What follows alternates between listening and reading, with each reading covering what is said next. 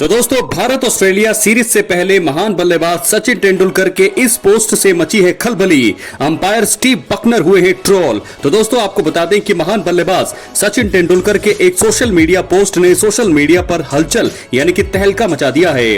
सचिन तेंदुलकर ने एक तस्वीर साझा की है जिसमें वो 3 बड़े पेड़ों के सामने बल्लेबाजी करते हुए दिखाई दे रहे हैं। दोस्तों, आपको बता दें, तीनों पेड़ इस तरह से हैं कि वो विकेट जैसे दिख रहे हैं। इसके कैप्शन में सचिन ने अपने फैन से पूछा कि किस अंपायर ने स्टंप को इतना बड़ा महसूस कराया। इस सवाल के जवाब में सोशल मीडिया पर फैंस ने कई जवाब दिए हैं। कई लोगों ने अनुमान लगाया है कि ये post former umpire Steve Bucknor पर एक कटाक्ष है।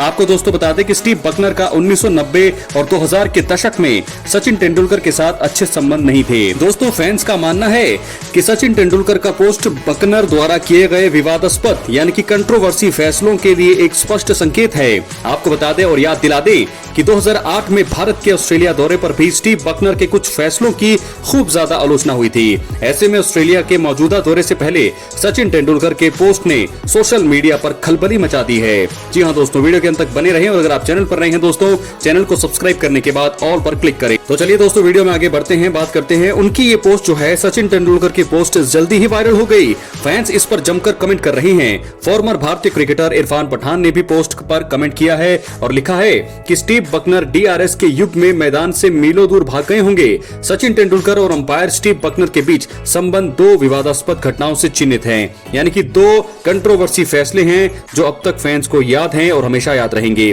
2003 और 2005 में टेस्ट मैचों के दौरान हुई घटनाओं ने न केवल अंपायरिंग में गिरावट को उजागर किया बल्कि व्यापक आलोचना और बहस को भी जन्म दिया।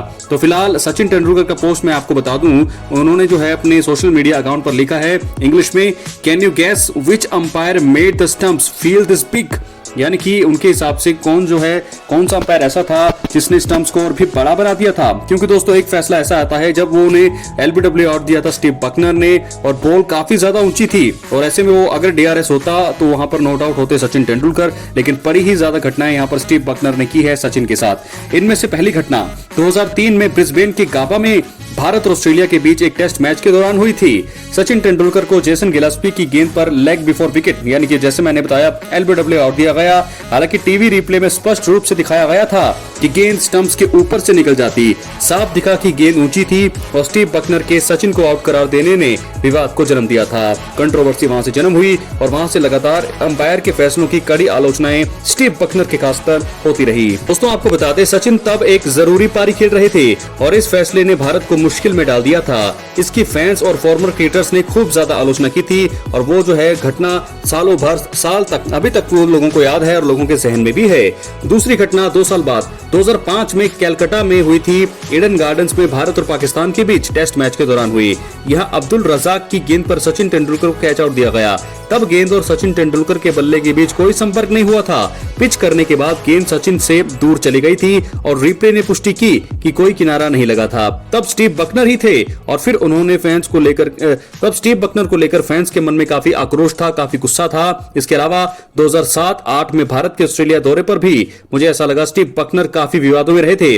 और उसके बाद जो है 2008 में तो सिडनी टेस्ट के दौरान पहली पारी में ऑस्ट्रेलियाई कप्तान रिकी पोंटिंग तीसरे नंबर पर आए और उन्हें अपनी पारी में शुरुआत जीवनदान मिला क्योंकि उन्हें लेग साइड पर विकेट कीपर धोनी ने कैच कर लिया। हालांकि अंपायर स्टीव बकनर ने अपनी उंगली उठाई नहीं जबकि वो आउट थे। इसके बाद पोंटिंग ने माइकल हसी के साथ 92 रन की साझेदारी कर डाली। फिर पहले दिन का दूसरे दिन जो है वो काफी ज्यादा विवादास्पद क्षण था। एक कंट्रोवर्सी पल वहां पर आया जब ईशांत शर्मा ने साइमंड्स को धोनी के हाथों कैच कराया। हालांकि अंपायर बकनर एक बार फिर अड़े रहे और आउट नहीं दिया। इस टेस्ट के दौरान सौरव गांगुली को लेकर उनके एक फैसले ने भारत को जीत से दूर कर दिया था। दूसरी पारी में माइकल क्लार्क ने एक कॉल लिया था। हालांकि साफ दिख रहा था कि गेंद टप्पा खाकर उनके हाथों में गई थी। तब ऑस्ट्रेलियाई कप्तान रहे रिकी पोंटिंग ने मार्क बेंसन और बकनर को कहा कि आउट दीजिए और अंपायर ने उंगली उठा दी थी। तो यानी कि स्टीव बकनर और जो वहां के दूसरे अंपायर थे रिकी पोंटिंग के कहने पर उन्होंने उंगलियां उठा दी। ये बहुत ज्यादा जो है घटना का विषय रहा और अभी तक जो है ये लगातार जो है लोगों के दिमाग में अभी भी है दोस्तों। और वहीं इसके अलावा अलावा इन घटनाओं ने स्टीव बकनर की छवि खराब कर दी थी। उन पर जानबूझकर गलत फैसले देने के इल्जाम तक लगे। उन्होंने रिकॉर्ड 128 टेस्ट मैचों में और लगातार 5 क्रिकेट वर्ल्ड कप फाइनल में अंपायरिंग की है। उनको व्यापक रूप से अपने समय के सर्वश्रेष्ठ अंपायरों में से गिना जाता था, माना जाता था। हालांकि सचिन तेंदुलकर के खिलाफ इन कुछ हाई प्रोफाइल भूलों ने अक्सर उनकी उपलब्धियों को कम कर दिया है। स्टीव बकनर ने कुछ समय पहले खुद इन गलतियों को स्वीकार किया, खेद व्यक्त किया है और स्वीकार किया है कि वे बड़ी गलतियां थी। हालांकि डीआरएस की शुरुआत के बाद से इन फैसलों में काफी कमी आई है, लेकिन डीआरएस भी अक्सर कई कारणों से विवादों में रहता है। तो बहुत सारी कंट्रोवर्सी स्टीव बकनर के साथ सचिन तेंदुलकर का पोस्ट बहुत ज्यादा वायरल हो रहा है। तो फिलहाल इस प्रकार भारत ऑस्ट्रेलिया सीरीज से पहले सचिन तेंदुलकर के इस पोस्ट से मची है खलबली। अंपायर स्टीव बकनर हुए हैं ट्रोल। तो दोस्तों बहुत पुराने पल यहां पर याद दिला दिए हैं स्टीव बकनर के सचिन तेंदुलकर की उस पोस्ट ने। 3 पेड़ों के आगे वो खड़े हो रहे हैं और पेड़ तो हालांकि बड़े ही होते हैं, तो ऐसे में उन्होंने दिखाया है कि कौन सा अंपायर ऐसा था जिनको जो विकेट थे काफी बड़े लगते थे नॉर्मल साइज से। तो स्टीव बकनर को लोग कमेंट कर रहे हैं क्योंकि बहुत ज्यादा उन्होंने कंट्रोवर्शियल डिसीजन दिए थे। सचिन तेंदुलकर को 2-3 बार उन्होंने आउट दिया। उसके अलावा भी जब भारतीय गेंदबाजों ने विकेट लिए तो उन्होंने आउट नहीं दिए और रिकी पॉन्टिंग की बातों को वो बड़ी जल्दी मानते रहे। तो ऐसे में ऑस्ट्रेलिया के साथ एक बार फिर नाता रहा है क्योंकि ऑस्ट्रेलिया के खिलाफ जो है उनको काफी ज्यादा फेवर करते हुए हमें दिखे थे स्टीव बकनर। क्या है आपकी राय? अपनी राय कमेंट बॉक्स में जरूर दें। तो फिलहाल सचिन तेंदुलकर की जो पोस्ट है 3 पेड़ों के आगे जो बल्लेबाजी करते हुए दिखाई दे रहे हैं बहुत ज्यादा वायरल हो रही है। उन्होंने ये पूछा भी सवाल कि कौन सा ऐसा अंपायर है जिसको अपने जो विकेट हैं हमेशा बड़े ही दिखते थे। तो स्टीव बकनर को ट्रोल कर रहे हैं वो। ऐसे में उन्हें भी इस चीज का पता है, वो भी कभी माफ नहीं करेंगे स्टीव बकनर को कि उन्होंने किस प्रकार सचिन तेंदुलकर को जरूरी मौकों पर आउट किया। जेसन गिलेस्पी की वो गेंद जो काफी ज्यादा हाई थी क्योंकि वो ऊंचे लंबे कद के भी थे, टप्पा पड़ के बहुत ही ऊंची वो चली जाती। अगर डीआरएस होता तो वो साफ तौर पर नॉट आउट होता। हालांकि बाद में टीवी रिप्ले में दिखाया गया कि वो काफी ऊंची थी गेंद और वो नॉट आउट थे। तो ऐसे में वहां पर एक गलती पकड़ी गई और उसके बाद एक बार फिर जो है दूसरी बार फिर सचिन के साथ 2005 में वो हुआ जब अब्दुल रजाक की गेंद बैट पे नहीं लगी सचिन के और कैच आउट दिए गए। स्टीव बकनर अंपायर थे, उन्होंने एक बार फिर आउट दिया सचिन तेंदुलकर को जबकि वो आउट नहीं थे। तो ये 2 फैसले अब तक जो है भूले नहीं है सचिन तेंदुलकर और ना ही पूरा भारतीय क्रिकेट जगत। तो ऐसे में क्या है आपकी राय? अपनी राय कमेंट बॉक्स में जरूर दें। ये 2 बहुत ही बड़ी भारी गलतियां हैं जिसके कारण भारत को काफी ज्यादा निराशा हाथ लगी और सचिन तेंदुलकर जरूरी पारियां खेल रहे थे।